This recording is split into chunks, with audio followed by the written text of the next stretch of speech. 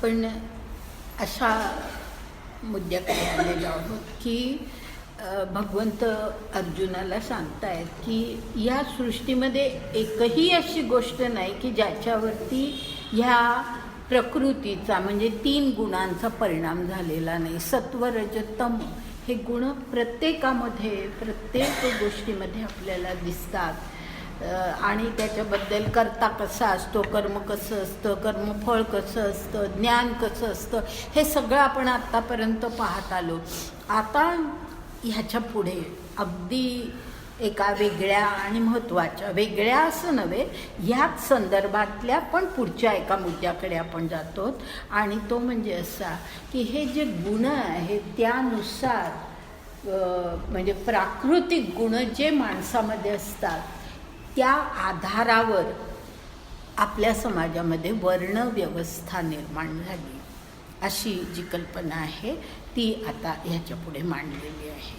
आणि म्हणून मी गेल्या वेळेला सांगितलं होतं, जर कोणाकडे श्री अरविंदांचं गीतेवरचं पुस्तक असेल तर स्वभाव आणि स्वधर्म हे त्यातलं जे प्रकरण आहे ते मुद्दाम वाचा तुम्ही. आता हे समजावून घेतल्यानंतर तर म्हणजे आपल्यामध्ये स्वभाव जो असतो, म्हणजे आपल्यामध्ये जे काही गुण असतात त्या गुणांनुसार आपलं स्वधर्म ठरतो. म्हणजे आपण काय करायचं आहे, आपण कर्म कुठलं करायचं आहे हे ठरत असतं. आणि त्यामुळे कर्माचेही 4 विभाग पडतात आणि माणसांचेही 4 विभाग पडतात. असे हे वर्णव्यवस्था अशी खरं म्हणजे निर्माण झालेली आहे. अर्थात आता हे जी वर्णव्यवस्था आहे त्याचं हे जे स्वरूप आहे ते मी गेल्या वेळेला सांगितलं होतं मुद्दाम, पण आता पुन्हा उल्लेख करते की वर्णव्यवस्था ही आदर्श ही खरं म्हणजे अशा स्वरूपाची की स्वभावानुसार किंवा आपल्या गुणांनुसार आपण कर्म करायचं. पण प्रत्यक्षामध्ये तसं होत नाही. प्रत्यक्षामध्ये क्षत्रिय वंशात जन्मलेला तो क्षत्रिय, ब्राह्मण वंशात जन्मलेला तो ब्राह्मण, ही अशी परिस्थिती ही साहजिकपणे होते. थोडेसे अनुवंशिक गुण असतात, नाही असं नाही, पण तरीसुद्धा शेवटी हीच परिस्थिती होते. आणि म्हणून मग त्याला हळूहळू जे आपल्या समाजामध्ये हे शतकानुशतकं चालू आहे आणि त्या सगळ्या ह्या परिस्थितीमध्ये शेवटी काय झालं तर मग जाती व्यवस्था निर्माण झाली की तुम्ही ज्या जाती, मग जात हा शब्दच असा आहे की तुमचा जन्म ज्या ह्याच्यामध्ये झाला ते तुमची जात आणि त्या जातीनुसार कर्म, अशा प्रकारची व्यवस्था निर्माण झाली. पण श्री अरविंद सुद्धा म्हणतात आणि एकूण आपण गीताही लक्षात घेतली तर आपल्याला असं दिसतं की जाती व्यवस्था हा तसा खरं म्हणजे विकृत स्वरूप आहे. खऱ्या व्यवस्थेला निर्माण झालेलं विकृत स्वरूप आहे.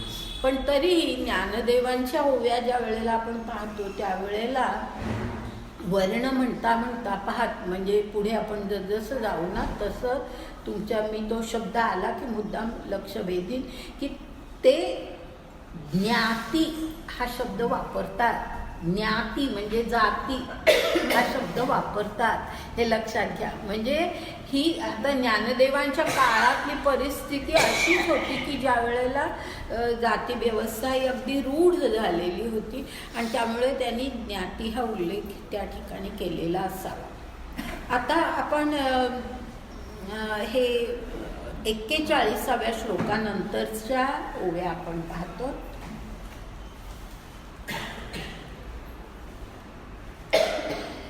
तेची 4 वर्ण पुसती जरी कोण कोण तरी जया मुख्य ब्राह्मण धुरेचे गा. म्हणजे अर्जुनाला म्हटलेलं आहे की तुला आता मी वर्णव्यवस्था सांगतो आहे, पण ते कुठले कुठले वर्ण असं जर तुझ्या मनामध्ये हे आलं तर त्याच्यामध्ये जे 4 वर्ण आहेत त्यापैकी मुख्य ब्राह्मण धुरेचे गा. धुरेचे याचा अर्थ सर्वात श्रेष्ठ स्थानी असलेले कोण तर ब्राह्मण. तर मुख्य ब्राह्मण धुरेचे गा. धुरेचे का म्हणजे सर्वात श्रेष्ठ कोण आहे तर ते ब्राह्मण आहे. आता ते त्यांना श्रेष्ठ म्हणण्याचं कारण काय हे आपल्याला पुढे त्यांचे जे गुण सांगितलेले आहेत त्यावरून आपल्याला ते स्पष्ट होतं. तर म्हणजे ह्याचा चुकीचा अर्थ घेऊ नये म्हणून मी हे मुद्दाम सांगते की त्यांच्यामध्ये हे गुण अपेक्षित आहेत. आता ते गुण असतातच असं मुळीच नाही आत्ताची परिस्थिती पाहिली तर पण ते गुण अपेक्षित असतात, तर म्हणून ते श्रेष्ठ. त्यानंतर पुढे काय म्हटलं,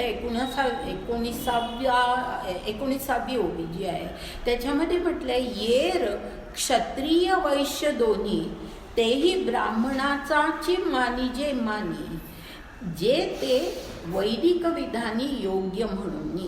म्हणजे त्यानंतर ब्राह्मणांनंतर जे क्षत्रिय आणि वैश्य हे जे 2 वर्ण आहेत ते कसे आहेत, तर ब्राह्मणाचाची मानी जे मानी, म्हणजे ब्राह्मणांसमानच त्यांना मान आहे.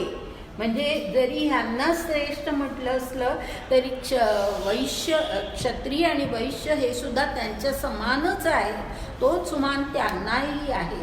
का तर जे ते वैदिक विधानी योग्य म्हणून, म्हणजे वैदिक ज्ञान हे त्यांनाही प्राप्त झालेलं असतं, कारण त्यांना अधिकार आहे, वैदिक ज्ञानाचा अधिकार त्यांना आहे आणि त्यामुळे वेदांचा अभ्यास त्यांनीही केलेला असतो आणि त्यामुळे ते सुद्धा हे ब्राह्मणांच्या समान मानले जातात.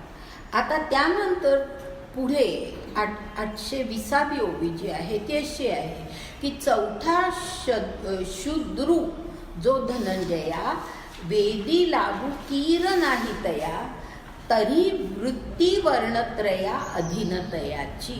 म्हणजे जो चौथा वर्ण आहे शूद्र हा, तो कसा आहे तर धनंजया तो अशा प्रकारचा आहे की वेदी लागू कीर नाही तया, म्हणजे वेदांशी त्याचा काही संबंध नाही, कारण वेदांचं अध्ययन त्यांनी केलेलं नाही आणि त्यामुळे वेदांशी त्याचा काहीच संबंध नाही. वेदी लागू कीर नाही तया, म्हणजे त्याचा काही संबंध नाही.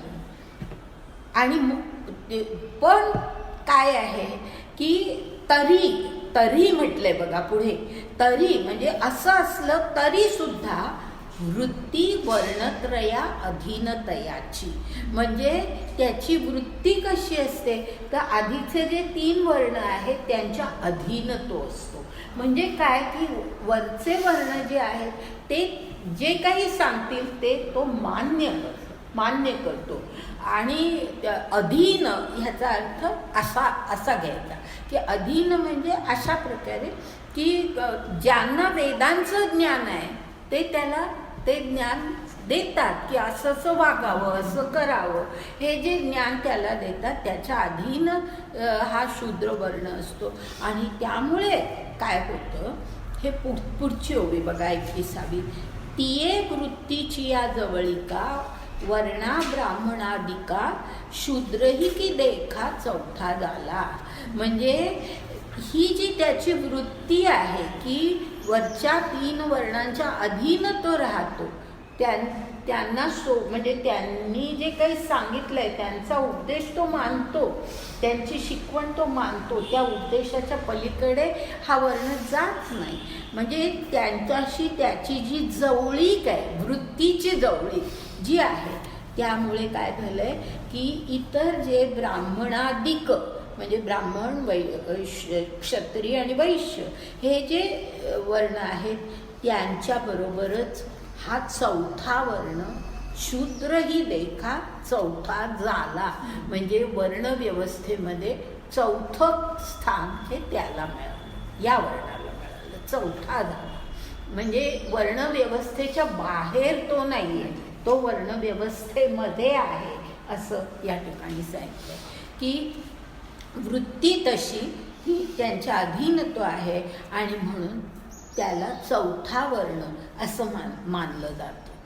आता ते सांगताना एक चांगलं उदाहरण दिले, जैसा फुलाचे नि सांगाते तातू तुरबीजे श्रीमंते, तैसे द्विजसंगे शूद्राते स्वीकारी श्रुती. म्हणजे ज्याप्रमाणे फुलाचे नि सांगाते म्हणजे फुलाच्या बरोबर, तातू म्हणजे तंतू, दोरा आपण ज्या वेळेला फुलं दोऱ्यामध्ये ओढतो त्यावेळेला फुलाचे नि सांगाते म्हणजे फुलांच्या बरोबर दोराही जातो. तर म्हणजे जे काही तो जो हार केला जातो ते त्या हारामध्ये दोराही असतो, मग तो देवाला वाहा नाही तर आणि कोणाला वाहा, पण असा तो दोराही त्याच मानाचा होतो फुलांच्या बरोबर. त्याचप्रमाणे द्विजसंगे शूद्रा ते स्वीकारी श्रुती. श्रुती म्हणजे वेद. वेद हे द्विजसंगे म्हणजे हे जे 3 पहिले वर्ण आहेत त्यांना द्विज असं म्हणतात. का म्हणतात माहिती आहे तुम्हाला, की त्यांना द्विज का म्हणतात? खूप वेळेला द्विज हा शब्द केवळ ब्राह्मणांना वापरला जातो, पण तसं नाही आहे. आपल्या ह्याच्यानुसार, तत्त्वज्ञानानुसार किंवा आपल्या एकूण व्यवस्थेनुसार 3 वर्णांना म्हणजे ब्राह्मण, क्षत्रिय आणि वैश्य या 3ही वर्णांना द्विज म्हटलं जातं. ह्याचं कारण असं कोणी सांगणार असेल तर मी थांबते, नाही तर पुढे म्हणजे दुसऱ्यांदा जन्म. हां बरोबर. तर आपण आता त्याला मुंज असं म्हणतो, परंतु त्या काळामध्ये त्याला हा विधी फार प्राचीन काळापासून केला जात असे की लहानपणी मूल जन्मल्यानंतर त्या मुलावरती कुठल्याही प्रकारचे असे चांगले संस्कार नसतात, तर त्यामुळे जोपर्यंत त्याच्यावर संस्कार चांगले होत नाही, चांगले ह्याचा अर्थ की त्याला एक विशिष्ट प्रकारची शिस्त लावणं.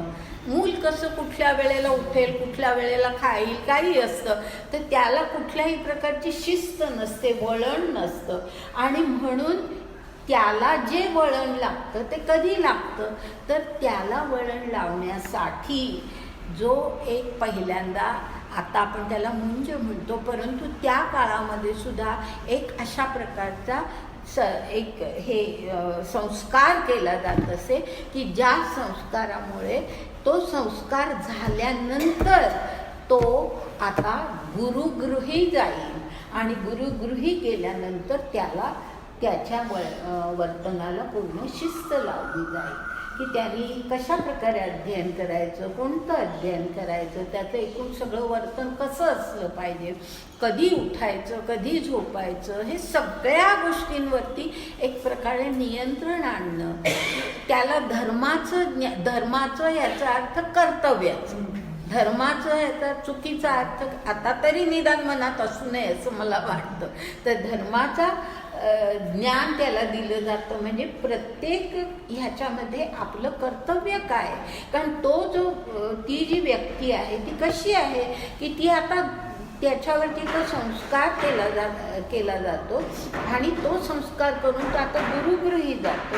गुरुगृही त्याला सगळी शिक्षण दिलं जातं, शिस्त लावली जाते, वळण लावलं जातं, आणि ते सगळं म्हणजे गुरुगृही त्यांनी किती वर्ष राहायचं ह्याचंही काही एक हे ठरलेलं असेल, आणि ते पूर्ण झाल्यानंतर त्याला एक विधी असे, ज्याला तो विधी म्हणजे स्नानाचा विधी असा होतो, म्हणून त्याला त्यानंतर स्नात असं म्हणत असत. स्नात की ते स्नान त्याचं झालं की आता तो गुरुगृहातून तो आता आपल्या घरी परत येत असे, आणि मग त्याच्या पुढच्या सगळ्या आयुष्याला सुरुवात होत असे.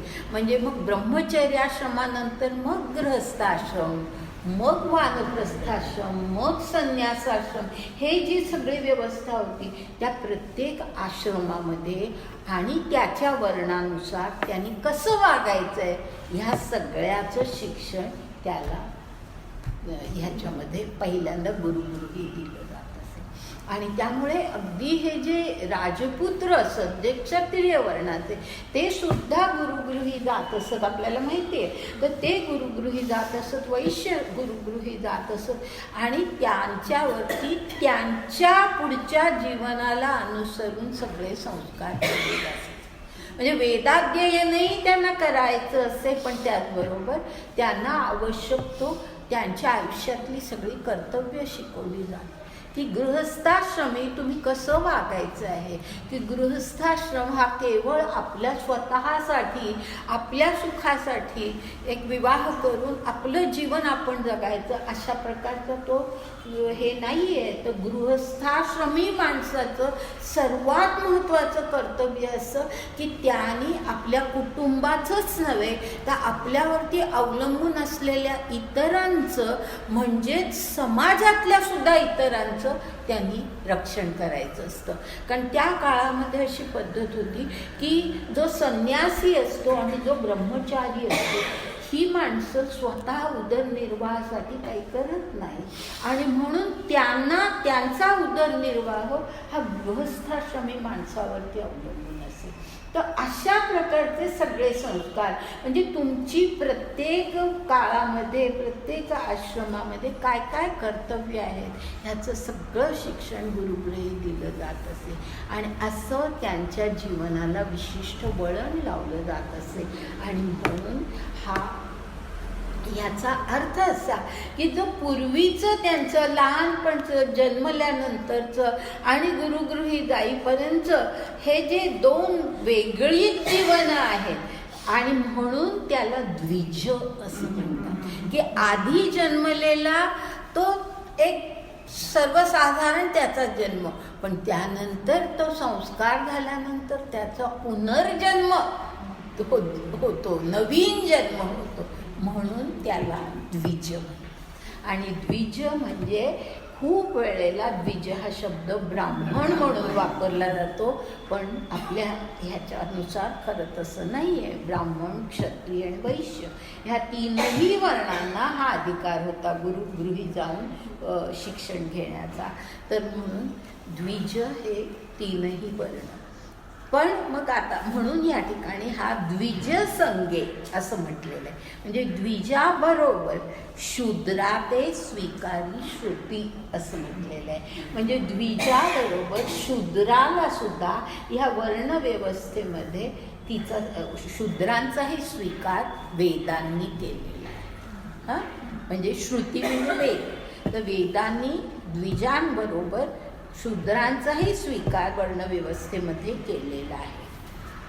ऐसेसी गा पार्था चातुर्वर्ण्य व्यवस्था करू आता कर्मपथा यांची म्हणजे अशी ही जी चातुर्वर्ण्य व्यवस्था आहे की चार वर्णाचे ही जी माणसं आहेत त्यांच्या स्वभावानुसार त्यांचे वर्ण ठरलेले आहेत. तर करू आता कर्मपथा म्हणजे त्यांचे कर्ममार्ग कोणते आहेत त्याचं आता मी वर्णन करतो.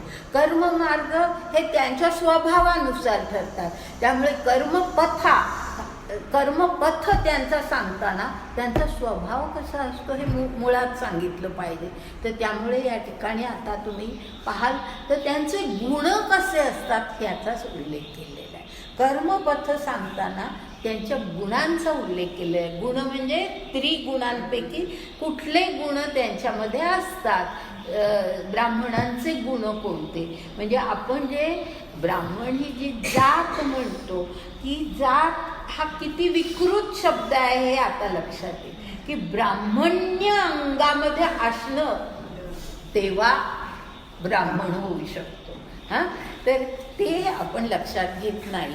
तर आता ब्राह्मणाचे गुण कोणते, क्षत्रियाचे गुण कोणते हे आता आपण ह्याच्या पुढे पाहणार. पुढची ओवी जी आहे जिही गुणी ते वर्णचारी जन्ममृत्यूची एक आतिरी चुकोनी या ईश्वरी पैठे होती. म्हणजे ह्या गुणांमुळे हे चार वर्ण काय होतं तर जर ते त्यांच्या गुणांप्रमाणे जे कर्म त्यांच्या वाट्याला आलेलं आहे हां पथ म्हटलंय ना आधी तर त्यांच्या वाट्याला जे काही कर्म आलेलं आहे ते कर्म त्यांनी योग्य प्रकारे जर केलं हां हे एवढा अर्थ आहे या पहिल्या ह्याच्यामध्ये जिही गुणी ते वर्णचारी हे एवढ्या ह्याच्यामध्ये इतका अर्थ आहे की त्यांच्या गुणांनुसार जे वर्ण त्यांचे आहेत आणि त्या वर्णांनुसार जे कर्म त्यांना करायचं आहे ते कर्म त्यांनी योग्य प्रकारे जर केलं तर काय होतं, तर जन्म मृत्यूची कातरी चुकोनिया ईश्वरी पैठे होती. म्हणजे पुन्हा ते संसार चक्रामध्ये अडकत नाही, पुन्हा मग त्यांना जन्म मृत्यू लाभत नाही, त्यांना मोक्षप्राप्ती होते.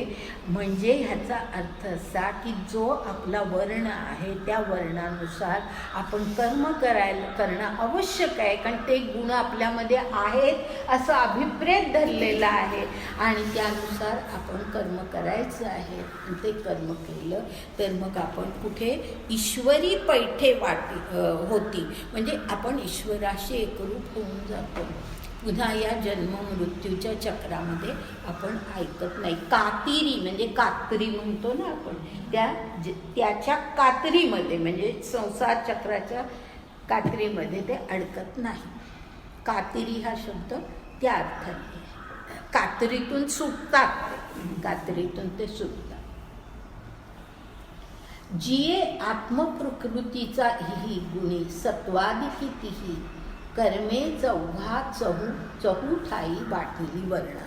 म्हणजे जिये आत्मप्रकृतीचाही, म्हणजे त्यांची जी आत्मप्रकृती म्हणजे त्यांच्या जी स्वभावतः असलेली त्यांची जी प्रकृती आहे ती कशी, तर ती गुणी सत्वादी तीही, म्हणजे 3 या गुणांमध्ये सत्व रज आणि तम या 3 गुणांमध्ये ती वाटलेली असते आणि त्याप्रमाणे त्यांना कर्मे चहूठाई वाटिली वर्णा. म्हणजे ह्या 4 वर्णांना त्या प्रकारे कर्म प्राप्त झालेली असतात, वाटलेली असतात, त्यांच्या गुणांप्रमाणे कर्म वाटलेली असतात. मधली एक ओवी सोडून 27वी ओवी घेतोय. तैसी प्रकृतीचा गुणी जया कर्माची वेलावणी केली आहे वर्णी चहू इही. म्हणजे अशा प्रकारे तैसी म्हणजे अशा प्रकारे प्रकृतीच्या गुणांनी कर्मांची वेलावणी म्हणजे वाटणी. वेलावणी हा शब्द थोडा अपरिचित आहे म्हणून सांगते. कर्मांची वाटणी, प्रकृतीचा गुणी म्हणजे प्रकृतीतले हे जे गुण आहे सत्व रज तम, ह्या गुणांप्रमाणे कर्मांची वेलावणी म्हणजे कर्मांची वाटणी केली आहे वर्णी चहू ही. ह्या 4 वर्णांमध्ये वाटणी केलेली आहे. आता कशी आहे ती वाटणी? गुण 3 आहेत, वर्ण 4 आहेत, पण ते कसे त्याच्यामध्ये जास्ती कमी कसं असतं ते आता आपल्याला कळतं. 28वी ओवी बघा. तेथ सत्वे आपला अंगी समीन निमीन भागी दोघे केले नियोगी तेथ ब्राह्मण क्षत्रिय. ब्राह्मण क्षत्रिय म्हणजे ब्राह्मण आणि क्षत्रिय हे 2 वर्ण असे असतात की ज्यांच्या बाबतीमध्ये किंवा ज्यांच्यामध्ये सत्व गुण समीन निमीन हा शब्द अपरिचित असेल म्हणून त्याचा अर्थ सांगतो की समीन निमीन म्हणजे कमी जास्त प्रमाणात हा समीन निमीन म्हणजे कमी जास्त प्रमाणात ब्राह्मण आणि क्षत्रिय हे या गुणाचे अधिकारी असतात. हे नियोगी ह्याचा अर्थ अधिकारी, नियोगी म्हणजे अधिकारी, या गुणाचे अधिकारी असतात. म्हणजे सत्वगुण ब्राह्मणांमध्येही असतो क्षत्रियांमध्येही असतो, पण तो कमी जास्त प्रमाणात असतो. आता मला वाटतं की आणखी काही समजावून सांगण्याची गरज नाही.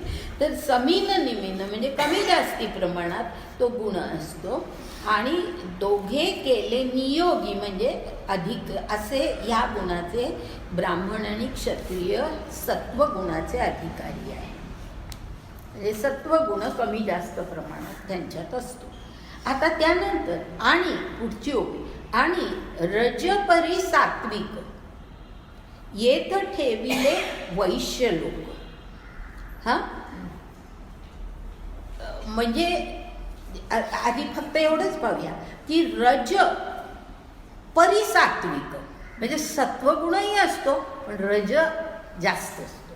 रज परिसात्विक, रजोगुण जास्त सात्विक कमी. येथ ठेविले वैश्य, म्हणजे वैशांमध्ये सात्विक गुणही आहे पण रज जास्त आहे. आणि आता रजगुण सात्वगुण ह्या सगळ्याच वर्णन आपण आधी केलंय त्यामुळे तुम्हाला ते माहिती आहे. आणि पुढे रजची तम भेसके तेथ शूद्र तेगा, म्हणजे शूद्र कसे असतात की रजोगुणही असतो पण तम जास्त असतो, तम जास्त असतो, रजोगुणही असतो आणि त्यामुळे मग कुठलीही दुष्कृत्य करायलाही ते पुढे जातात. त्याचं कारण रजोगुण आहे पण तमोगुणही त्याच्याबरोबर आहे आणि तो जास्त प्रमाणात आहे. तर अशा प्रकारे ह्या गुणांनी युक्त असलेले ते शूद्र असतात. आता पुढची 30वी ओवी. ऐसा एकाची प्राणीवृंदा भेदू चतुर्वर्णधा गुणाची प्रबुद्धा केला जाणं. प्रबुद्धा म्हणजे अर्जुन. अर्जुना अशा प्रकारे एकच प्राणीवृंद म्हणजे खरे सगळी माणसंच, एकच प्राणीवृंद याचा अर्थ सगळी माणसंच, पण त्यांच्यामध्ये असे चतुर्वर्णधा म्हणजे 4 वर्णांमध्ये असे भेद निर्माण झाले आहेत. कशामुळे? तर त्यांचे जे स्वभावजन्य असे गुण आहेत त्या गुणांमुळे असे भेद निर्माण झाले आहेत. आता मधली एक ओवी आपण गाळूया आणि 32वी ओवी घेऊया. ते जे आता कोण कोण वर्णविहिताचे लक्षण हे सांगो ऐक श्रवण सौभाग्यनिधी. आता हे कोण कोण वर्ण आणि त्यांची लक्षणं काय, म्हणजे त्यांच्यामध्ये गुण कसे असतात हे आता मी तुला सांगतो, तर ते तू ऐक. त्यानंतर पुढची ओवी.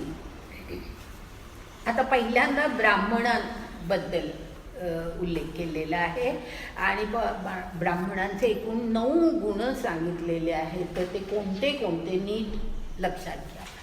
तरी सर्वेंद्रियांची या वृत्ती घेऊन आपुला हाती बुद्धी आत्मया मिळे कांती प्रिया जैसी. म्हणजे ज्याप्रमाणे कांता म्हणजे प्रेयसी प्रियकराला भेटते त्याप्रमाणे सर्वेंद्रियांची या वृत्ती घेऊन आपुला हाती म्हणजे सगळ्या इंद्रियांची जी वृत्ती आहे ती आपल्या हातात घेऊन बुद्धी कशाला मिळते? आत्मया मिळे. आत्मया मिळे. पुन्हा वाचते पहा ओवी, आता मी सांगते ते कळेल. तरी सर्वेंद्रियांची या वृत्ती म्हणजे आपल्या इंद्रियांच्या ज्या निरनिराळ्या वृत्ती आहेत की याला हे पाहिजे त्याला ते पाहिजे, शरीराच्या मागण्या आपल्या सगळ्या, तर ह्या ज्या शरीराच्या मनाच्या ह्या ज्या सगळ्या मागण्या असतात तरी सर्वेंद्रियांची या वृत्ती म्हणजे त्यांच्या वृत्तींना घेऊन म्हणजे ते इंद्रिय तशीच असतात तर त्यांच्या वृत्तींना घेऊन आपुला हाती म्हणजे त्यांना मोकळं सोडलं नाहीये, आपल्या हातात धरून ठेवलंय. आणि अशी बुद्धी आत्मया मिळे म्हणजे अशी जी बुद्धी असते की जी बुद्धी इंद्रियांना वाटेल तसा वाव देत नाही. लक्षात आलं ना? मोकळं सोडलेलं नाही, इंद्रियांना आपल्या हातात ठेवलंय म्हणजे नियंत्रित केलेलं आहे, बुद्धीने नियंत्रित केलेलं आहे इंद्रियांना. आणि अशी इंद्रियांवर नियंत्रण केलेली अशी ही जी बुद्धी आहे ती आत्मया मिळे. म्हणजे आता आत्मा बुद्धीच्या वर असतो, लक्षात आहे ना, ती ऊर्ध्व रेषा, तर आत्मा हा बुद्धीच्या वर असतो. तर अशा प्रकारे ती बुद्धी आत्मया मिळे. आणि उदाहरण दिलंय ज्याप्रमाणे प्रिया म्हणजे प्रेयसी ही पतीला अनुसरते त्याप्रमाणे ती बुद्धी आत्म्याला अनुसरते. म्हणजे ज्या प्रकारे तिचं सर्व जे काही आत्म्यानुसार ती आता वागते. आपण देह आहोत ह्याचा विसर त्या बुद्धीला पडलेला आहे. ऐसा बुद्धीचा उपरम तया नाम मणिपे शम. ऐसा बुद्धीचा उपरमू म्हणजे ज्या वेळेला अशी बुद्धी आत्म्याशी मिळते म्हणजे ती वर ऊर्ध्वमुख व्हर्टिकल लाईनमध्ये ती, म्हणून ती व्हर्टिकल लाईन मी अगदी सुरुवातीपासून सांगत आले की ती उपरमू म्हणजे ती वरती ऊर्ध्वमुख झालेली आहे. अशी जी ती बुद्धी आहे ती तया नाम म्हणिपे शमू, शम तिला शम असं म्हणतात. तो गुण या उपक्रमू जया कर्माचा म्हणजे अशा बुद्धीनी जे किंवा अशा गुणांनी जे काम केलं जातं ते ब्राह्मणाचं कर्म असतं. तर शम म्हणजे आपल्या इंद्रियांवरती नियंत्रण. लक्षात घ्या, शम म्हणजे काय तर आपल्या इंद्रियांवरती बुद्धीनी केलेलं नियंत्रण. अगदी थोडक्यामध्ये सांगायचं म्हणजे ह्या शब्दामध्ये आपण सांगू शकतो की शम ह्याचा अर्थ बुद्धीनी इंद्रियांवरती केलेलं नियंत्रण. कारण बुद्धी ही विवेक बुद्धी आहे, तर तिने केलेलं नियंत्रण. आता पुढे आपण जाऊया. आणि आता हा एक गुण झाला, शम हा एक गुण झाला. आता पुढे जातोय आपण. आणि बाह्येंद्रियांचे धेंडे फिटुनी विधीचे नि दंडे नेदीचे अधर्माकडे कहीची जावो तो पैगा शम विरजा. म्हणजे अजून शमबद्दलच हे आहे वर्णन आहे की बाह्य इंद्रिय जी आहे त्यांचा धेंडे असा जो शब्द वापरलाय त्याचा अर्थ समुदाय. अनेक इंद्रिय आहेत ना आपली, पण त्याला समुदाय असं म्हटलेलं आहे. बाह्येंद्रियांचे धेंडे पिटुनी म्हणजे त्यांना नियंत्रित करून. कशाने नियंत्रित केलंय? विधीचे नि दंडे म्हणजे जे विधी म्हणजे विधी याचा अर्थ की नियम. विधी याचा अर्थ चुकीचा घेऊ नका. विधी म्हणजे नियम.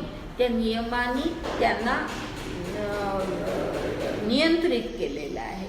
आणि मग असं केल्यानंतर नेदीजे अधर्माकडे कहीची जावो म्हणजे कधीच त्यांना अधर्माच्या मार्गाला जायला दिलं जात नाही.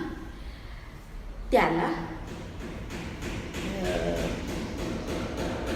शम असं म्हणतात. इथपर्यंत शमाचं वर्णन आहे.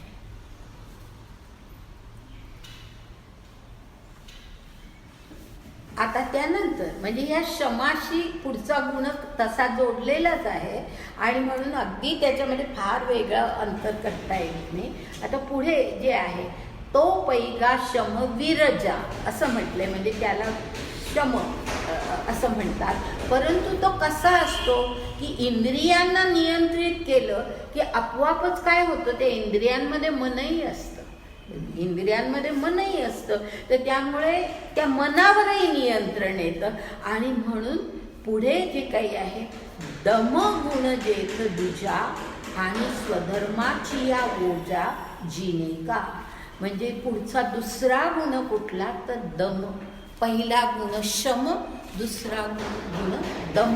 दम याचा अर्थ मनावरती नियंत्रण. मनावरती नियंत्रण. कारण आपल्या सगळ्या इंद्रियांमध्ये प्रकृतीमध्ये दम आपलं काय मन हे सुद्धा येतं.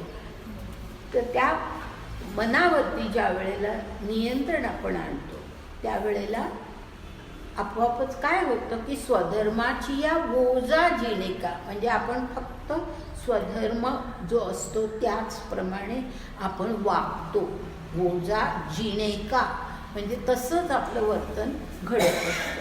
म्हणजे आपलं ह्याचा अर्थ की ब्राह्मणाचं वर्तन हे तसंच घडलं पाहिजे. त्यानंतर पुढे आता पहा काही ठिकाणी त्यांनी काही ते उदाहरणं देऊन त्याचं हे केलं आहे म्हणजे गुणांचं वर्णन केलं आहे. तसं हे 37वी ओवी आहे ती अशी आहे. तेवीची सटवीचिये राती न विसंबिजे जेवी वाती तैसा ईश्वर निर्णयो चित्ती वाहणे सदा तया नाम तप तै तिजया गुणाचे रूप. इथपर्यंत तिसऱ्या गुणाचं वर्णन आहे. इथपर्यंत तिसऱ्या गुणाचं वर्णन आहे. आता त्यांनी काय म्हटलंय या ठिकाणी, तेवीची सटवीची राती, म्हणजे लहान मूल जन्मल्यानंतर एक सटवीची रात म्हणून, म्हणजे 5वी पुजतात माहितीये ना, 5वी किंवा काही ठिकाणी 6वी पुजतात. तर आता ती जी रात असते त्या रात्री अशी आपली रीत आहे की न विसंबिजे जेवी वाती, म्हणजे दिव्याची वात विजायला द्यायची नाही. आता पूर्वीच्या काळामध्ये नाही तर मग पूर्ण अंधार होत असे आणि मग अशा वेळेला सटवी येणार तर म्हणून अशी एक रीत निर्माण झाली की त्या काळामध्ये 5वी ज्या वेळेला पूजली जाते त्यावेळेला ती वात विजायला दिली जात नाही. असं म्हणजे अगदी लक्ष ठेवलं जातं की ती वात विजू नये. असं जे त्या गोष्टीवरती अगदी लक्षपूर्वक ते जे सांभाळलं जातं, त्याचप्रमाणे ईश्वर निर्णयो चित्ती वाहणे सदा. आलं लक्षात की त्याचप्रमाणे म्हणजे त्यावेळेला जशी आपल्याला भीती वाटते की अरे जर अंधार झाला तर काय होईल, या मुलाचं केवढं आपण नुकसान करू, म्हणून आपण अगदी रात्रभर जागून ती वात विजायला देत नाही, म्हणजे इतकं आपण त्याच्यावरती लक्ष ठेवतो. त्याचप्रमाणे तैसा ईश्वर निर्णयो चित्ती वाहणे सदा, म्हणजे ईश्वराचा निर्णय हाच मनामध्ये कायम ठेवायचा की आपलं मत, आपली इच्छा, आपल्या वासना यांना कुठेही वाहू न देता हे ईश्वराने माझ्यासाठी योजलेलं आहे. जे काही माझ्या जीवनामध्ये घडतंय हे ईश्वराने योजलेलं आहे, असा जर भाव आपण मनामध्ये ठेवला म्हणजे ईश्वर निर्णय घेतोय त्याप्रमाणे आपल्याला वागलं, आपल्या जीवनामध्ये त्यानुसार गोष्टी घडणारच. असं जर आपण इतका ईश्वरावरती भरोसा ठेवला, ईश्वर निर्णयावरती आपण जर असा भरोसा ठेवला तर त्याला काय म्हणतात, तया नाम तप, त्याला तप असं म्हणतात.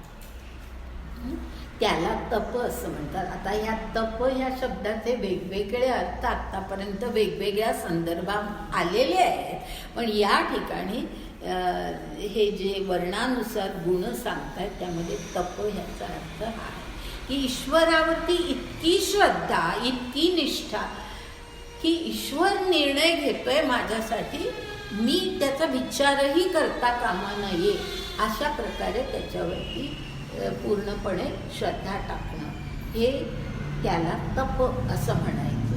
हा तिसरा गुण ब्राह्मणाचा. आणि पुढे आणि त्याच्या पुढचं जे आहे ना, आणि शौचची निष्पाप द्विविध जेथ, मन भाव शुद्धी भरले, अंग क्रिया अलंकारिले, ऐसे सबाह्य जियाले साजिरे जे का, तया नाव शौच पार्था, तो कर्मी गुण जये चौथा. मी मुद्दाम सगळ्या ओव्या एकत्र वाचल्या कारण शौच ह्याचा पूर्ण अर्थ ह्यामध्ये आलेला आहे की शौच म्हणजे पावित्र्य, शुद्धता. कशाला म्हणायचं तर निष्पाप, कुठलीही मनामध्ये सुद्धा काही पापाची भावना यायला द्यायची नाही. तर शौच ही निष्पाप म्हणजे अगदी पवित्र असं निष्पाप असं मन ज्या वेळेला होतं ते त्यावेळेला ते कसं असतं, ते मन भावशुद्धी भरले, म्हणजे शुद्ध ईश्वराबद्दलचा शुद्ध भाव त्या मनामध्ये भरलेला असतो. पवित्र असं कधी म्हणू शकतो तर भावशुद्ध ह्याचा अर्थ ईश्वराबद्दलचा भाव, शुद्ध फक्त भाव त्या मनामध्ये भरलेला असतो. आणि त्याचप्रमाणे नुसतं मन कसं असतं असं नाही, तर अंग क्रिया अलंकारिले, म्हणजे अंग आपलं शरीर सुद्धा जे काही क्रिया करतं ते तशाच पवित्र क्रिया असतात. कुठेही अशुद्धी आपल्या क्रियांमध्येही नसते. अंग क्रिया अलंकारिले, ऐसे सबाह्य जियाले साजिरे जे का. सबाह्य म्हणजे आतही आपण शुद्ध, मन आत आहे आणि क्रिया बाहेर आहे, त्यामुळे सबाह्य म्हणजे आतही आपण शुद्ध आणि बाहेरही आपण शुद्ध म्हणून सबाह्य म्हटलंय. सबाह्य जी आले असं ज्या वेळेला आपण जगतो तया नाव शौच पाठा, तो कर्मी गुणजये चौथा. म्हणजे त्याला शौच असं म्हणजे शुद्धता किंवा पावित्र्य असं त्याला म्हणतात. पाठा हा गुण हा ह्या कर्मामधला चौथा गुण. म्हणजे ब्राह्मणाचं कर्म कसं असलं पाहिजे तर अंतर्बाह्य ते पवित्र, मनात सुद्धा कुठला वाईट विचार पापाचा विचार येऊ नये आणि बाहेरचं केलं जाणारं कर्मही असंच पवित्र असलं पाहिजे. त्यानंतर आता पुढे 840व्या ओळीचा पुढचा भाग आपण पाहतोय. आणि पृथ्वीची या परिसर्वथा सर्व जे साहणे ते गा क्षमा पांडवा गुण जेथा पाचवा. इथे थांबते मी की पाचवा गुण म्हणजे कुठला तर क्षमा. आणि क्षमा म्हणजे काय की पृथ्वीची या परी सर्वथा सर्व जे साहणे म्हणजे पृथ्वी जसं ज्या प्रकारे सर्व काही सहन करते. आता पृथ्वीवरती अत्याचारी माणसंही आहेत, दुष्ट राक्षसी वृत्तीची माणसंही आहेत, पण त्यांना काही पृथ्वी असं म्हणत नाही की तुम्ही जगू नका माझ्यावरती. तर ह्याचा अर्थ असा की पृथ्वी सर्व गोष्टी ज्या प्रकारे सहन करते त्याप्रमाणे सहन करण्याची शक्ती म्हणजे क्षमा. काय वाटेल ते घडलं तरी क्षमा आपण करू शकतो. ती कशी असते तर पृथ्वीसारखी, की पृथ्वी जसं वाटेल ते सहन करू शकते तसं आपल्याला सुद्धा कुठलीही परिस्थिती आली तरी सुद्धा आपण ते सहन करू शकतो. तेव्हा ती क्षमा असते. आपण त्याला त्या व्यक्तींना किंवा इतर कशाही परिस्थितीला आपण क्षमा करतो. का हा ईश्वराचा निर्णय आहे असं एकदा मनामध्ये भाव असला की अशी क्षमा निर्माण होते. हा पाचवा गुण आहे. त्यानंतर हा पाचवा गुण कसा आहे, किती महत्वाचा आहे. पाचवा ते गा क्षमा पांडवा गुण जेथ पाचवा. आणि हा गुण किती महत्वाचा आहे हे कसं सांगितलंय त्याच ओवीतला पुढचा भाग. स्वरा माझी सुहावा पंचमू जैसा. म्हणजे स्वरांमध्ये जसा पंचम हा स्वर हा अत्यंत उच्च असा स्वर, श्रेष्ठ असा स्वर, तसा हा गुण क्षमा करण्याचा गुण हा सर्वात श्रेष्ठ गुण.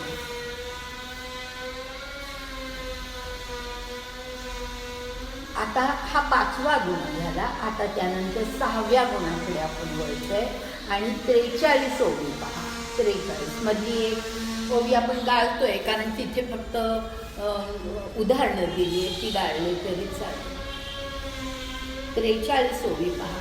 तैसा विषमाही जीवा. तैसा म्हटलं याचं कारण त्या उदाहरणांप्रमाणे असं आहे, तर तो तैसा शब्द तुम्ही गाळला तरी चालेल. पुढे आपण जाऊ शकतो. विषमाही जीवा लागी उजकारू बरवा ते आर्जवगा 6वा जेथीचा गुण. म्हणजे ह्याचा अर्थ असा, विषम ह्याचा अर्थ नीट लक्षात घ्या. विषम ह्याचा अर्थ वेगळा आहे या ठिकाणी आणि तो असा आहे की विषम म्हणजे काय तर आपल्या विरोधी असणारी जी माणसं आहेत, आपल्याशी शत्रुत्व करणारी, आपल्या विरोधी असणारी अशी जी माणसं आहेत, अशा माणसांवरही ज्या वेळेला आपण सरळपणाने वागतो, उजकारू बरवा म्हणजे सरळपणाने आपण वागतो, त्यांच्याशी ते वाकडे आहेत म्हणून आपण वाकडे होत नाही. त्यांनी अरे म्हटलं की मी कारे म्हणणार असं नाही, तर त्यांनी अरे म्हटलं, त्यांनी ते विषम वागले म्हणजे विरोधी वागले तरी सुद्धा आपण आपलं वर्तन मात्र आपण ज्या वेळेला सरळच ठेवतो त्यावेळेला त्या गुणाला आर्जव असं म्हणतात. आर्जव असं म्हटलं जातं. आणि ते आर्जव हा 6वा गुण हा ब्राह्मणाचा. आर्जव हा 6वा जेठीचा गुण.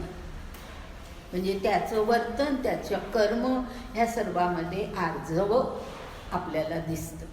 की आता ह्याचं अगदी उत्तम उदाहरण म्हणजे ज्ञानेश्वर. बरोबर आहे ना?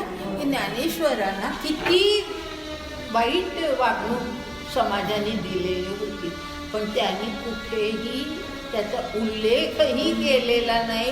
उलट पसायदान आपण पाहिलं, तो पसायदानामध्ये तर त्यांनी सर्व विश्वासाठी प्रसाद मागितला आहे.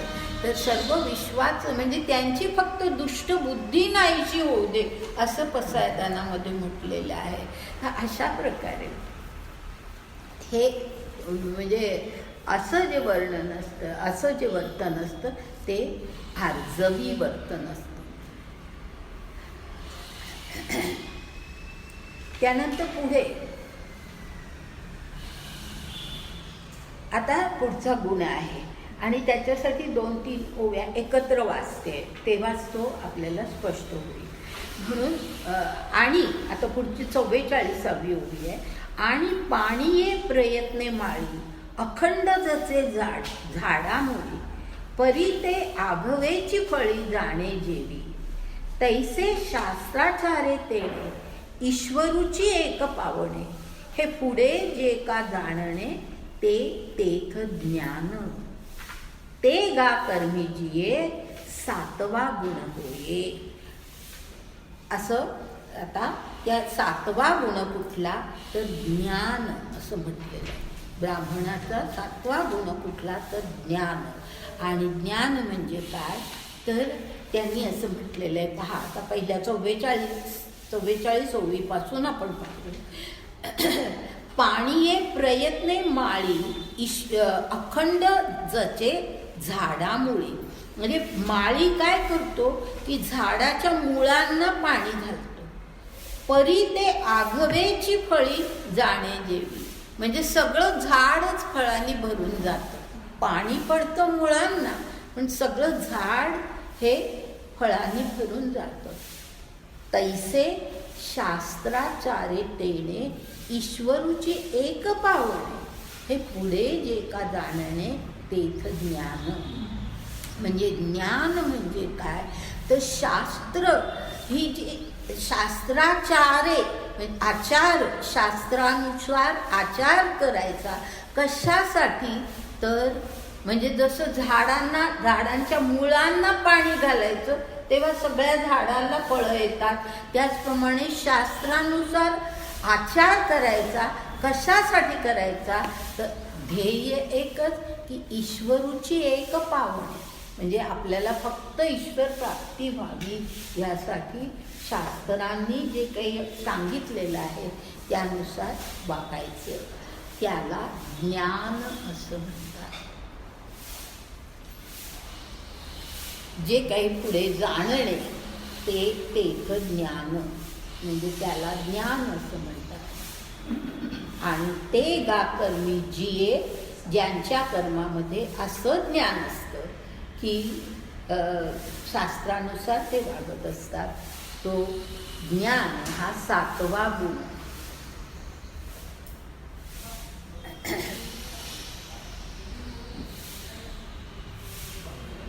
पुढे 8व्याकडे आपण जातोय.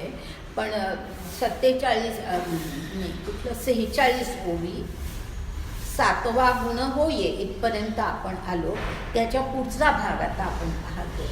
आणि विज्ञान हे पाहे एवं मूर्ख म्हणजे ज्ञान आणि विज्ञान.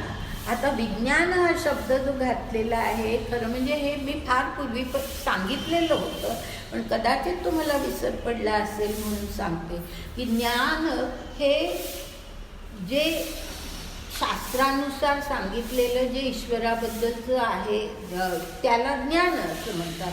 आणि विज्ञान हे सर्वसाधारणपणे जगाबद्दलचं जे काही ज्ञान असतं त्याला विज्ञान असं म्हणतात. पण ह्या ठिकाणी त्यांनी आणि म्हणून आपण तुम्हाला आठवत असेल तर 7वा अध्याय जर तुम्ही आठवला किंवा पुन्हा वाचला तर तुमच्या लक्षात येईल की ज्ञान आणि विज्ञान ह्याच्यामध्ये कसा त्या ठिकाणी फरक केलेला आहे.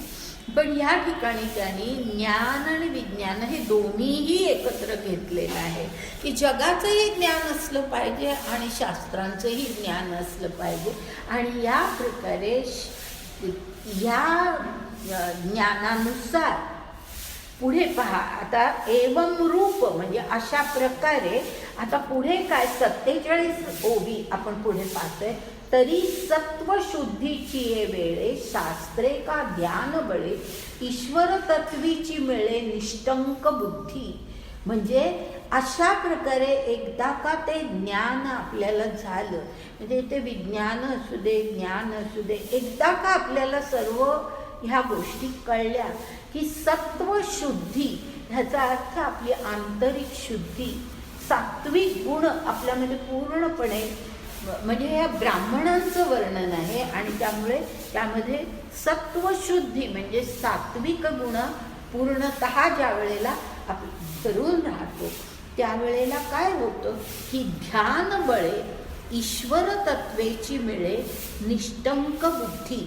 निष्टंक बुद्धी ह्याचा अर्थ सांगते कारण कदाचित हा शब्द लक्षात येणार नाही. निष्टंक बुद्धी म्हणजे निश्चय करणं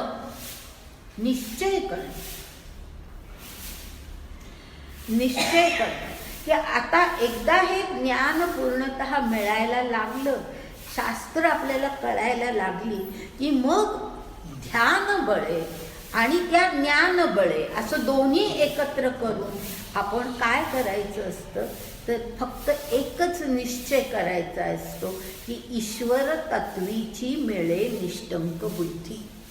म्हणजे आपली बुद्धी जी आहे ती बुद्धी अशी निश्चयात्मक बुद्धी असली पाहिजे की ईश्वर तत्वाशिवाय मला दुसरं काही नकोय.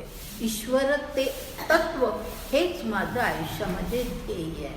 मी समजावून घेतलं तर ह्यामध्ये फार कठीण नाही आहे. तुम्ही पुन्हा एकदा वाचलं तरी तुमच्या लक्षात येईल. तर निष्टंक बुद्धी म्हणजे निश्चय करणं.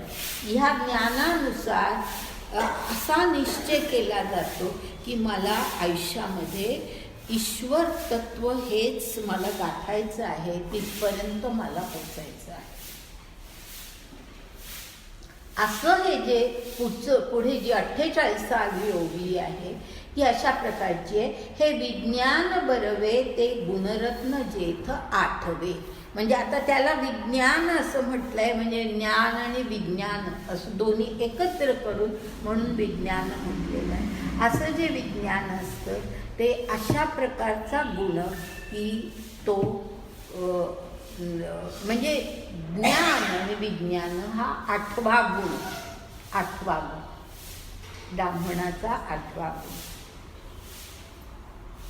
की जो त्याला ईश्वर तत्वाशी मिळवतो शेवटी. कारण शेवटी ते ध्येय तेच राहतं. आणि मग त्यानंतर पुढे 48व्या ओवीमध्ये आणखी एका गुणाचा उल्लेख आहे आणि तो म्हणजे आणि आस्तिक्य जाणावे 9वा गुण असं म्हटलंय. आस्तिक्य जाणावे 9वा गुण म्हणजे ह्या ब्राह्मणाचे जे काही गुण सांगितले आहेत त्याच्यामध्ये आस्तिक्य हा 9वा गुण सांगितलेला आहे. आता आस्तिक्य म्हणजे काय तर आस्तिक्य साधारणपणे पहा आपल्याला आस्तिक नास्तिक हे 2 शब्द तर विरोधी आपल्याला माहिती असतात आणि त्या अर्थानेच आता हा शब्दाचा विचार करा की नास्तिक कोण असतो की ज्याची ईश्वरावरती श्रद्धा नसते. मग आस्तिक कोण असतो की ज्याची ईश्वरावरती श्रद्धा असते. आणि मग ती श्रद्धा कशी असते तर ईश्वर हाच एकमेव सत्य आहे. म्हणजे आता श्रद्धा किती खोलवर असली पाहिजे तर ईश्वर हेच एकमेव सत्य आहे. आपल्या जीवनामध्ये किंवा जगामध्ये घडणाऱ्या घटना ईश्वराचे निर्णय असतात. म्हणजे आस्तिक्य ह्यामध्ये हे सगळा भाव येतो की केवळ आपण श्रद्धा ठेवतो ईश्वरावर असं साधी कल्पना करू नका. ईश्वर आहे ही पहिली श्रद्धा, ईश्वरच निर्णय घेतो ही दुसरी, म्हणजे त्याच्या बरोबरीने आलेली. आपलं सगळं जीवन जगामधल्या घटना ईश्वरच घडवतो ही श्रद्धा. अशा प्रकारे ईश्वर श्रद्धा ही जी कल्पना आहे ही खूप व्यापक आहे. म्हणजे आस्तिक्य ज्याला म्हणतात त्या आस्तिक्यामध्ये ह्या सर्व गोष्टींचा समावेश होतो. तर ह्या सगळ्यावरती श्रद्धा असणं म्हणजे आस्तिक्य. कारण पहा, म्हणजे मी उदाहरण म्हणून सांगते, एकदम आठवण झाली म्हणून, की आस्तिक्य की आता अर्जुन जो होता, अर्जुनाचा जर आपण विचार केला तर पहा की अर्जुन काही नास्तिक नव्हता. अर्जुनाच्या मनामध्ये आस्तिक भाव निश्चित होता, ईश्वरावर श्रद्धा होती. पण 11वा अध्याय आपण जर पाहिला तर 11व्या अध्यायामध्ये ज्या वेळेला ते विश्वरूप दर्शन सगळं घडवलं आणि मृत्यू म्हणजे सुद्धा ईश्वरच आहे, ईश्वरच मृत्यू घडवतो, हे ज्या वेळेला अर्जुनाला कळलं त्यावेळेला तो घाबरला. ते नको आहे, तुझं हे दर्शन मला दाखवू नकोस म्हणाला, मला हे आता सहन होत नाही म्हणाला. याचा अर्थ काय की आस्तिक्यामध्ये आस्तिक भाव म्हणजे असा असला पाहिजे की ज्यामध्ये ईश्वर सगळ्या गोष्टी घडवतो ह्या जीवनामध्ये, ही श्रद्धा पण असली पाहिजे. हां, तर म्हणून आस्तिक असणं ह्याचा अर्थ केवळ ईश्वर मानणं असं नव्हे, तर ईश्वरच सगळे निर्णय घेतो, ईश्वरच जगातल्या सगळ्या घटना घडवतो, हे ज्या वेळेला आपल्याला ह्या सगळ्या गोष्टींवरती श्रद्धा असते त्यावेळेला आस्तिक भाव. आता अशा प्रकारे आपण हे 9 गुण पाहिले. आता त्याच्या पुढे मधल्या 1, 2, 3 ओव्या सोडून पुढे 51वी ओवी बघा. 51वी ओवी एवढ्यासाठीच सोडते की आता त्याचंच थोडं वर्णन आहे म्हणून. 51वी ओवी अशी आहे. एवं नवही शमादिक गुण जेथ निर्दोष ते कर्म जाण स्वाभाविक ब्राह्मणाचे. आलं लक्षात? ब्राह्मणा केवळ आपण ब्राह्मण म्हणून जन्मलो म्हणून ब्राह्मण नव्हे, ब्राह्मणामध्ये हे इतके गुण असले पाहिजे. तर अशा प्रकारे हे नवही शमादिक म्हणजे शमपासून ते या आस्तिक्यापर्यंत जे 9 गुण सांगितले हे सगळे गुण निर्दोष ज्याच्यामध्ये असतात. अशा निर्दोषपणे ज्याचं कर्म घडत असतं, ज्याचं वर्तन घडत असतं, तो स्वाभाविकपणे ब्राह्मण असतो.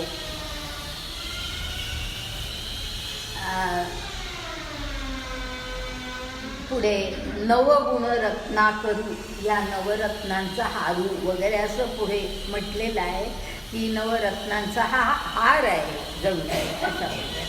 आता ते सोडून द्या, म्हणजे त्या उपमा पाहिल्याच पाहिजेत असं नाही.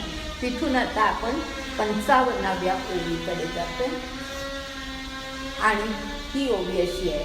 आता उचित ते क्षत्रिया तेही कर्म धनंजया सांगो ऐक प्रज्ञेची या भरोवरी. म्हणजे आतापर्यंत ब्राह्मणाचे गुण आणि कर्म सांगितलं. आता क्षत्रियाला उचित कर्म काय आणि त्याचे गुण कसे असले पाहिजे ते आता सांगतो.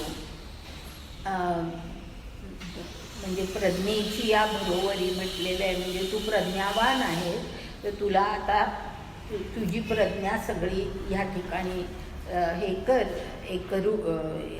तिथे केंद्रित कर आणि ऐक. आता कारण का की हा अर्जुन क्षत्रिय आहे ना, म्हणून त्याला मुद्दाम सांगितलंय की तुझी सगळी प्रज्ञा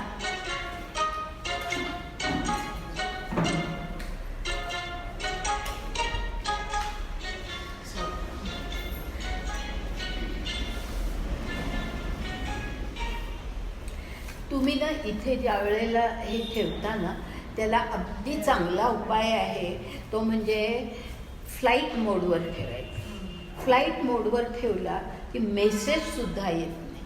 म्हणजे मेसेजचं जे एक रिंग असते ती रिंगसुद्धा येत नाही. तर त्यामुळे इथे जे कोणी ठेवतात त्यांनी लक्षात ठेवा की फ्लाईट मोडवरती आपण ठेवायचं. आता पुढे आता ह्याचे क्षत्रियाचे गुण सांगितलेले आहेत. तरी भानू हा तेजे नापेक्षी जेवी बिरजे का सिंहे जे न पाहिजे जावळिया. म्हणजे ह्याचा अर्थ नीट लक्षात घ्या की क्षत्रिय कसा असतो तर त्याला उपमा कशाची दिली आहे की भानू म्हणजे सूर्य कसा असतो तर सूर्याला कोणाच्या म्हणजे त्याला सूर्याचं तेज जे असतं ते स्वयंभू तेज असतं. त्याला प्रकाशित करण्यासाठी दुसऱ्या कोणाची गरज नसते. म्हणजे दुसऱ्या कोणाच्या आधारे सूर्य प्रकाशित होत नाही. बरोबर आहे. नापेक्षी म्हणजे त्याला अपेक्षा नाही की दुसऱ्या कोणीतरी मला प्रकाशित करावं असं त्याला अपेक्षा नाही. आणि त्याचप्रमाणे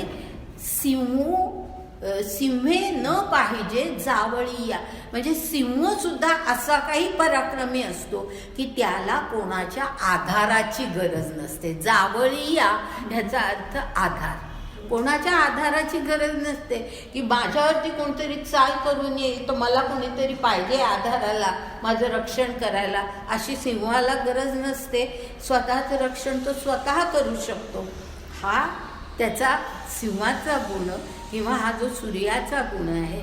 तसाच क्षत्रियाचा गुण कसा पहिला जो सांगितला आहे तो असा की ऐसा स्वयंभू जो जीवे लाठू सावाये विण उद्धटू ते शौर्यगा जेठ श्रेष्ठू पहिला गुण.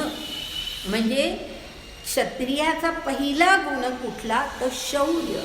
आणि इथे हा जो उद्धटू हा जो शब्द आहे उद्धट ह्याचा अर्थ उत्कर्ष होणं.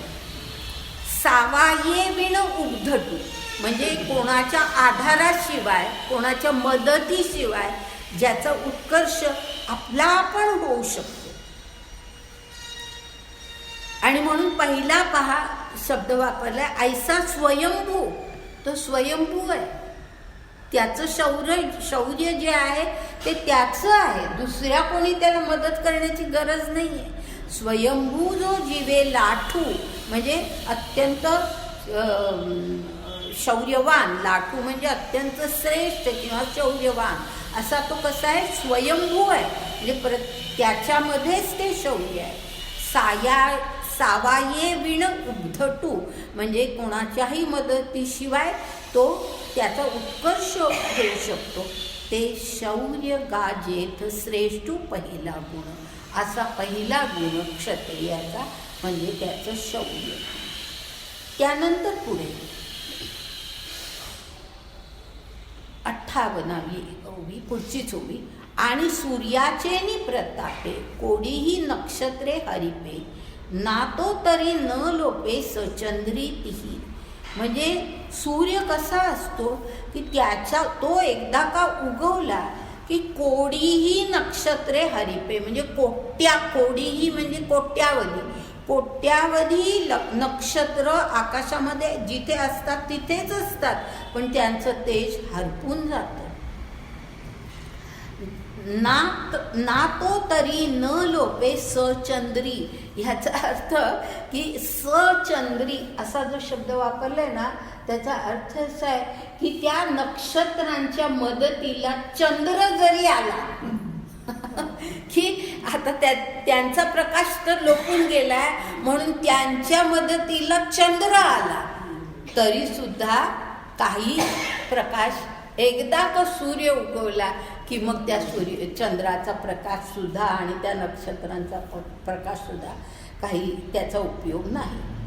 तैसे आपुलेनी प्रौढी गुणे जगासी विस्मयो देणे आपण तरी न क्षोभणे कायसे नाही, म्हणजे आपण स्वतः क्षोभ होऊ न देता ज्या वेळेला सगळ्या जगाला अशा प्रकारे तो विस्मय म्हटलं ना, तो विस्मित करतो. कशाने? तर आपल्या सामर्थ्याने. आपल्या सामर्थ्याने सगळ्या जगाला तो विस्मित करतो, पण स्वतः मनामध्ये त्याच्या अंतःकरणामध्ये कुठलाही क्षोभ होऊ न देता करतो की मी फार पराक्रमी आहे, अशा प्रकारची त्याची भावना नसते. म्हणजे मनामध्ये क्षोभ नाही, पण त्याचं तेज मात्र असं असतं. तर अशा प्रकारे तो क्षत्रिय जो असतो तो त्याच्याबद्दल पुढची ओवी बघा, 860वी. काही म्हणजे काही झालं तरी, काही झालं कायसे नाही, म्हणजे काही झालं तरी सुद्धा त्याचा क्षोभ होत नाही. त्याला तेज म्हणायचं, त्याला तेज म्हणायचं. आणि ते तेज कसं? पुढच्या ओवीत आहे, ते प्रागल्य रूपे तेजा जिये कर्मी गुण दुजा. म्हणजे असं प्रागल्भ्य रूपे, म्हणजे असं प्रौढ झालेलं, प्रगल्भता असलेलं असं तेज त्याच्यामध्ये असतं, त्याच्या कर्मामध्ये दिसतं. हा त्याचा दुसरा गुण. म्हणजे पहिला गुण शौर्य, दुसरा गुण तेज, दुसरा गुण तेज. त्यानंतर आता तिसरा गुण आणि धीरू तो तिचा जेठीचा गुण, म्हणजे धैर्य हा त्याचा तिसरा गुण. आणि ते धीर कसा हे सांगण्यासाठी पुढे असं म्हटलंय, वरी पडलिया आकाश बुद्धीचे डोळे मानस झाकीना ते परियेस धैर्य जेथे. म्हणजे वरी पडलिया आकाश, वरून आकाश जरी कोसळलं तरी सुद्धा ते तेज, तो धैर्य त्याचं असं काही असतं की बुद्धीचे डोळे मानस झाकीना. हे सगळं एकत्र घ्या, बुद्धीचे डोळे मानस झाकीना. कारण का भीती कुठे वाटते? मनात भीती वाटते, बरोबर आहे? म्हणजे मन घाबरून जातं, बुद्धी नाही, मन घाबरतं, बरोबर आहे ना? म्हणजे बुद्धी आणि मन याच्यामध्ये हा फरक आहे.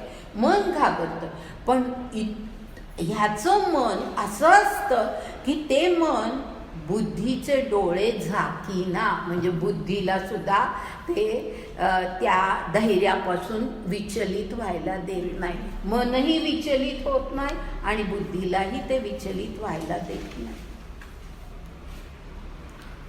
असं धैर्य त्याचं असतं. तर धैर्य हे हा त्याचं गुण. त्यानंतर पुढे आता आणि पुढचा गुण, हा बघा पुढचाच आहे ना,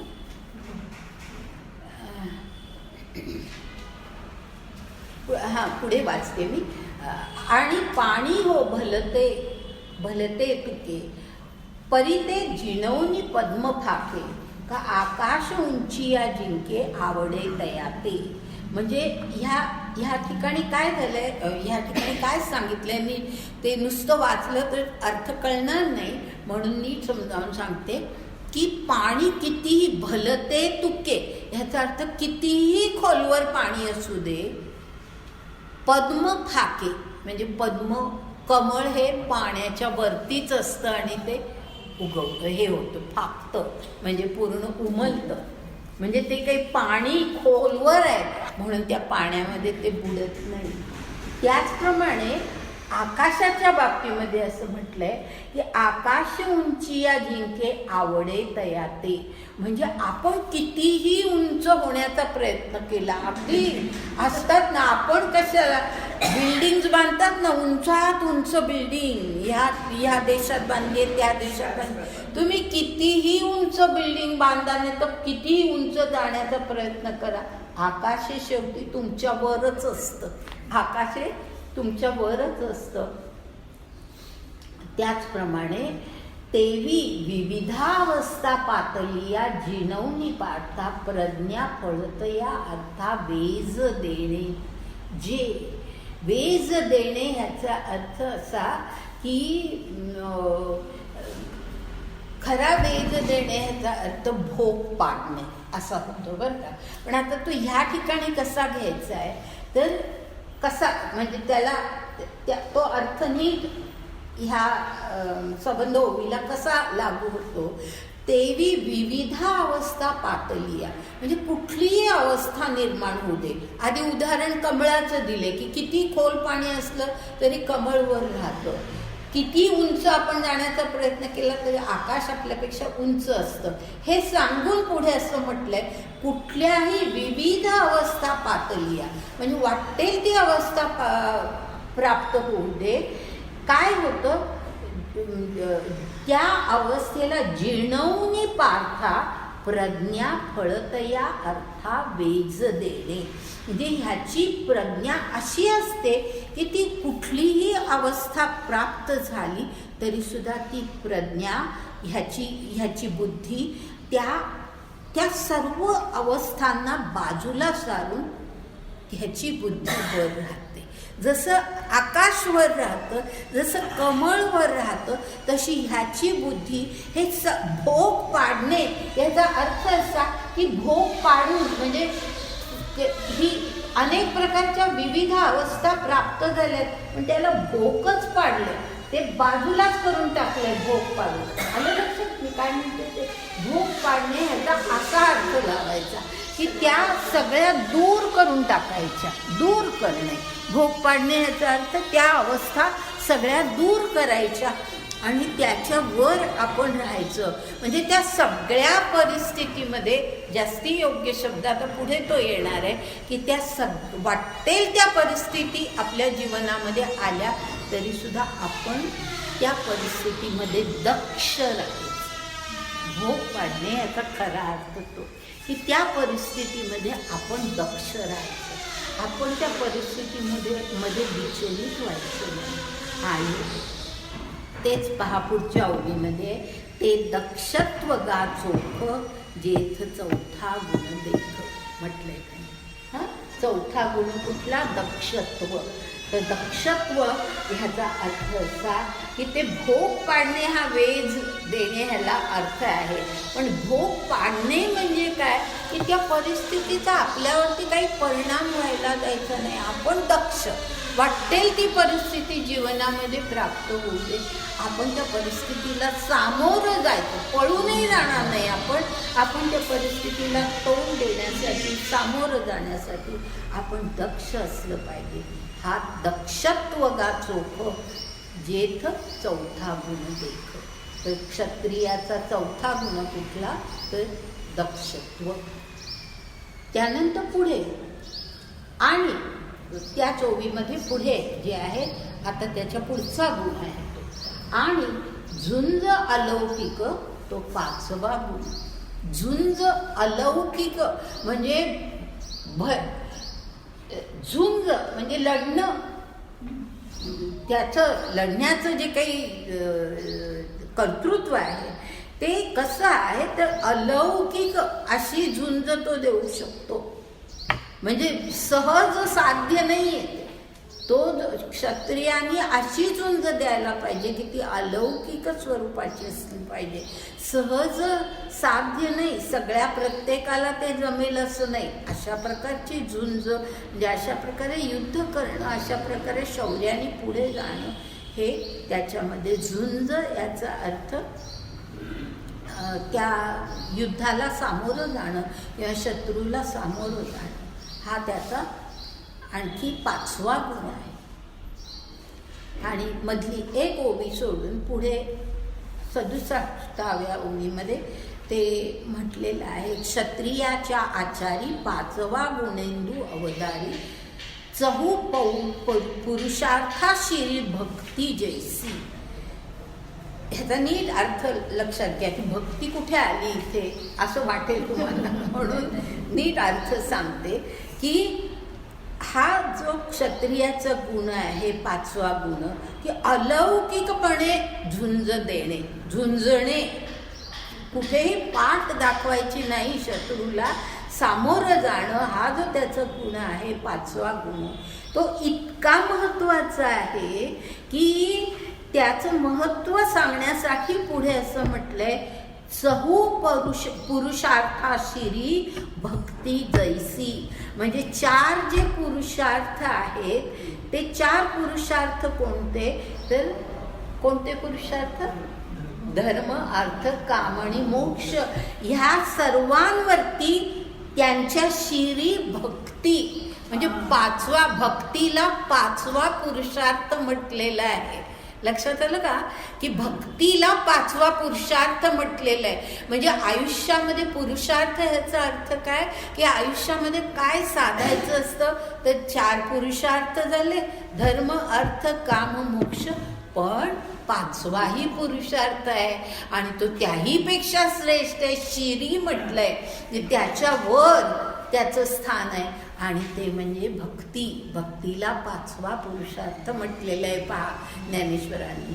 तर अशी भक्ती जशी सर्व पुरुषार्थांपेक्षा अधिक महत्त्वाची, 4ही पुरुषार्थांपेक्षा अधिक महत्त्वाची, तसा हा 5वा जो गुण आहे क्षत्रियाचा, तो सर्वात महत्त्वाचा आहे, असं त्यांनी म्हटलेलं आहे. त्यानंतर पुढचा गुण, आता तो गुण आधीच सांगते, म्हणजे ह्याचा हे जे आपण वाचतो त्याचा अर्थ कळेल की हा पुरुषार्थ 5वा जो सांगितलाय तो म्हणजे औदार्य आहे. औदार्य, आणि तो औदार्य सांगताना पहिल्यांदा जे एक त्यांनी उदाहरण घेतलेलं आहे ते फक्त पाहून मग पुढे आपण जाऊया. की झालेली फुले फळे शाखिया जैसी मोकळे. एवढं पाहिलं ना तरी पुरेसं आहे.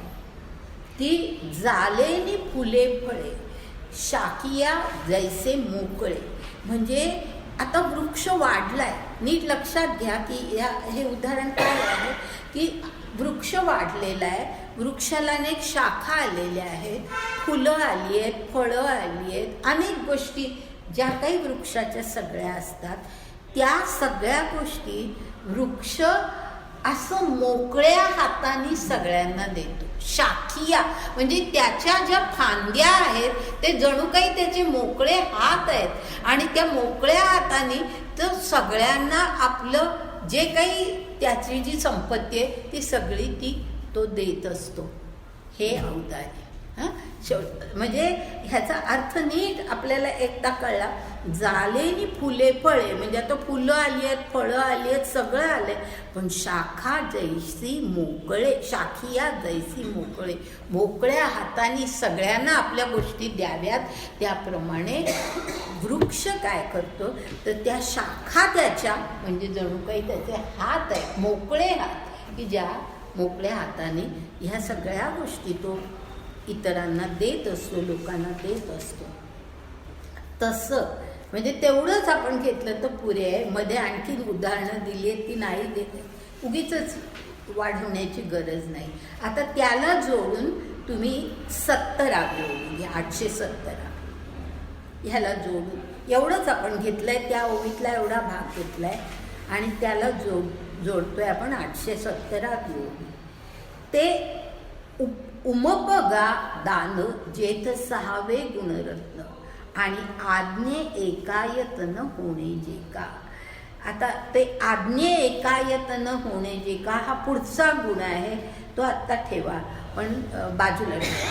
आणि ते उमपगा दान जेथ 6वे गुणरत्न, इथपर्यंत 6व्या गुणाचं वर्णन आहे.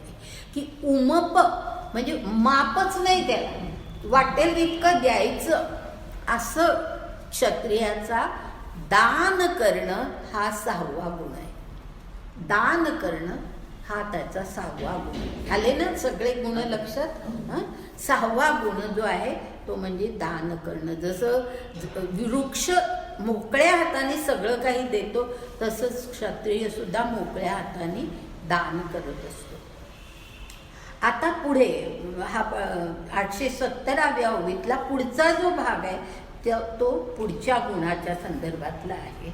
आणि म्हणून मी त्या ज्या ओव्या आहेत त्या 72व्या ओवीपर्यंत मी ते एकत्र वाचते. आणि आज्ञे एकायतन होणे जे का, पोषुनी अवयव आपुले, करिविजती मानाविले, तेवी पालणे लाभविले, जगजे भोगणे. तया नाम ईश्वर भावो, जो सर्व सामर्थ्याचा ठावो, तो गुणा माझी रावो, सातवा जेथ. म्हणजे आता ह्या ठिकाणी 7वा गुण म्हणून जे सांगितलं आहे ते काय आहे तर ईश्वर भाव, म्हणजे ईश्वराबद्दलची श्रद्धा हा त्याचा 7वा गुण आहे. आणि तो सांगताना सुरुवात कशी केली आहे की आणि आज्ञे एकायतन होणे जे का, म्हणजे जी आता ईश्वराबद्दल आपल्या मनामध्ये श्रद्धा कशी असली पाहिजे हे इथून सांगायला सुरुवात केली की आपण प्रत्येक बाबतीमध्ये ही ईश्वराची आज्ञा आहे म्हणून त्या आज्ञेशी आपण एकायतन होणं, म्हणजे आपण एकरूप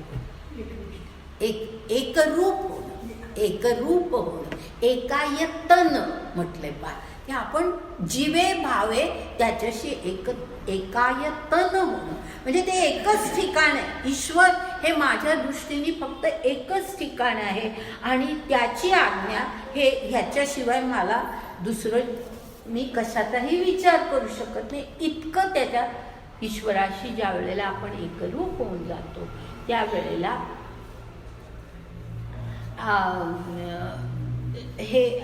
ही ईश्वरनिष्ठा किंवा हा ईश्वर भाव हा निर्माण झालेला असतो.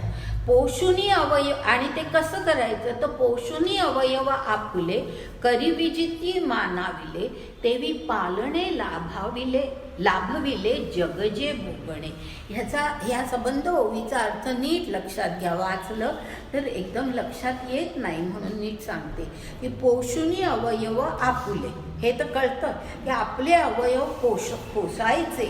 कशासाठी पोसायचे तर करविजती मानविले, म्हणजे आपल्या मर्जीप्रमाणे आपल्याला त्या ईश्वराची सेवाही करता आली पाहिजे आणि आपली सगळी कर्तव्यही करता आली पाहिजेत.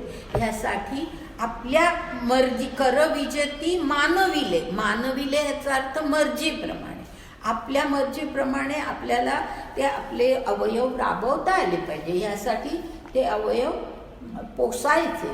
आणि पुढे आणखी एका गोष्टीचा उल्लेख केला आहे, क्षत्रियाचं हे कर्तव्य म्हणून या ठिकाणी सांगितलंय, तेवी पालणे लाभविले, जगजे भोगणे.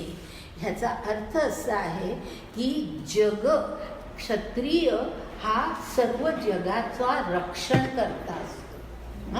क्षत्रिय हा सगळ्या जगाचा रक्षण करता मानला जातो आणि त्यामुळे जगाला सगळं सुख मिळावं, प्रजेचं पालन व्हावं, प्रजेला सगळे भोग घेता यावे. पालन होणं म्हणजेच ते की सगळे भोग हे प्रजेला घेता यावे, अशा प्रकारे प्रजेचं पालन करणं हे त्याचं जे कर्तव्य आहे ते कर्तव्य पार पाडण्यासाठी आपले अवयव तो पोसतो. आपले अवयव पोसतो कशासाठी तर आपल्या मर्जीप्रमाणे आपली सगळीही कर्तव्य पार पाडण्यासाठी तो हे करतो. आणि त्याच्यामध्ये त्याचा भाव काय असतो की ही जी शक्ती आपल्याला लाभलेली आहे ती सगळी ईश्वराने दिलेली आहे. तया नाम ईश्वर भाव, जो सर्व सामर्थ्याचा ठावो, तो गुणा माझी रावो, सातवा जेथ.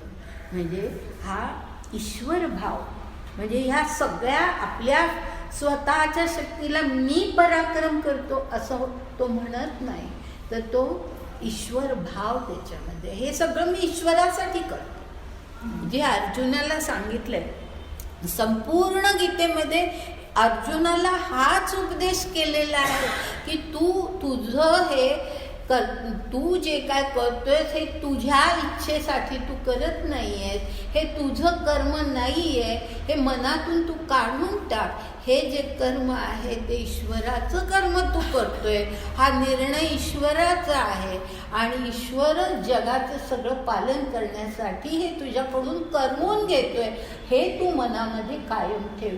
हे जे अर्जुनाला सांगितलं आहे ना, ते क्षत्रियाकडनं असलेली अपेक्षा असते की शरीरसुद्धा पोसायचं का, तर अशासाठी शरीराचं पोषण करायचं की त्याच्याकडून ईश्वराची अशा प्रकारे सेवा व्हायला पाहिजे.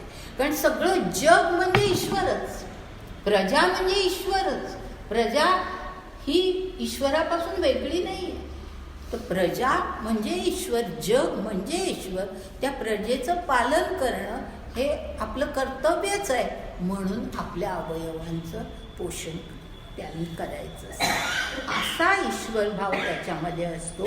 हा गुणा माझी रावो म्हटलेलं आहे, म्हणजे सर्व गुणात श्रेष्ठ, सर्व गुणात श्रेष्ठ असा त्याचा हा सातवा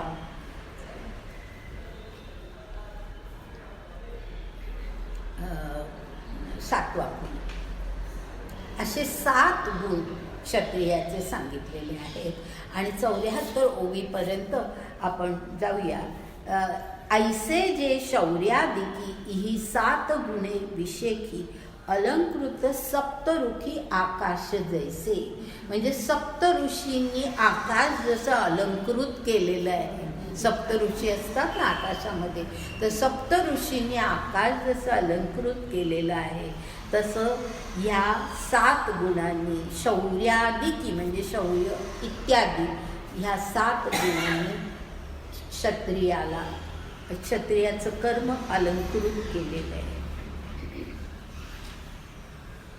तैसे सप्तगुणी विचित्र कर्म हे जगी पवित्र, ते सहज जाण मात्र क्षत्रियाचे.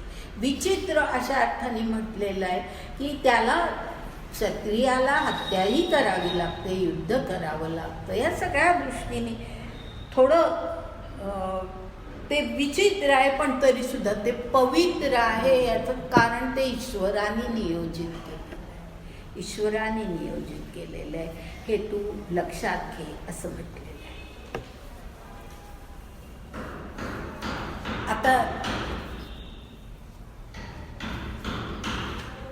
वैश्य ह्याचा अगदी थोड्याच ओव्या आहेत, तेवढ्या घेऊन मग थांबूया, चालेल?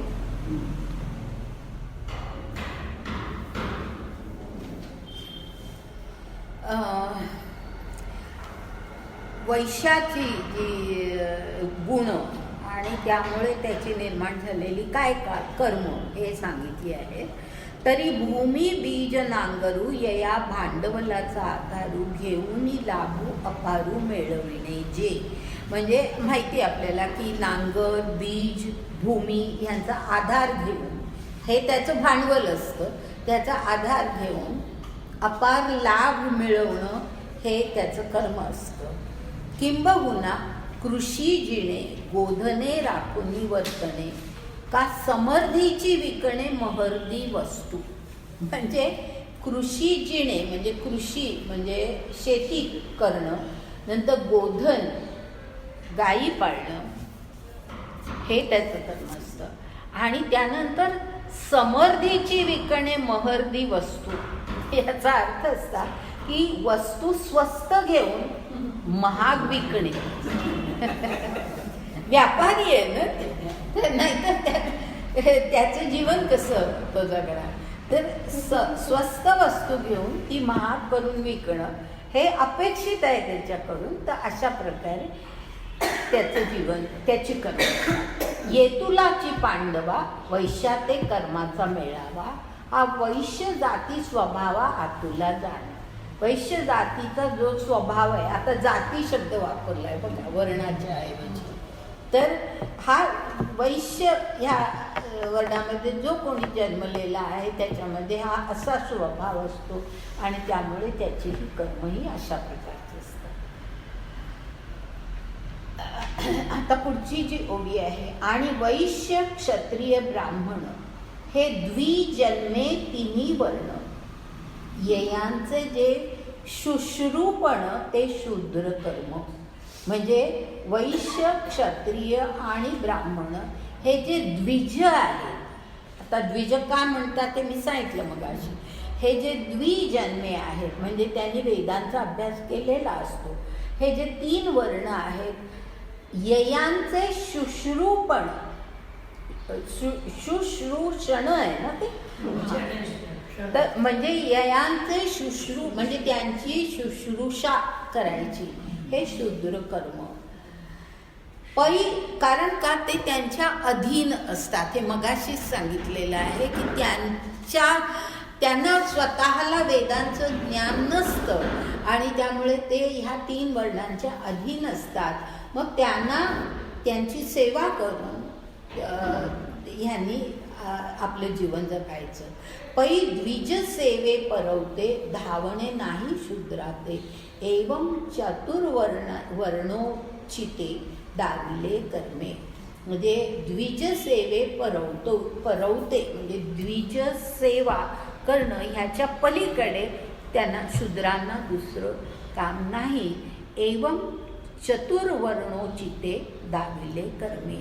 अशी 4ही वर्णांची कर्म मी तुला सांगितली अर्जुना. आता इथे आपण आज थांबूया, 5:15 झालेच आहे. आता पुढे जे आहे ते आपण नंतर पुढच्या वेळेला पाहू.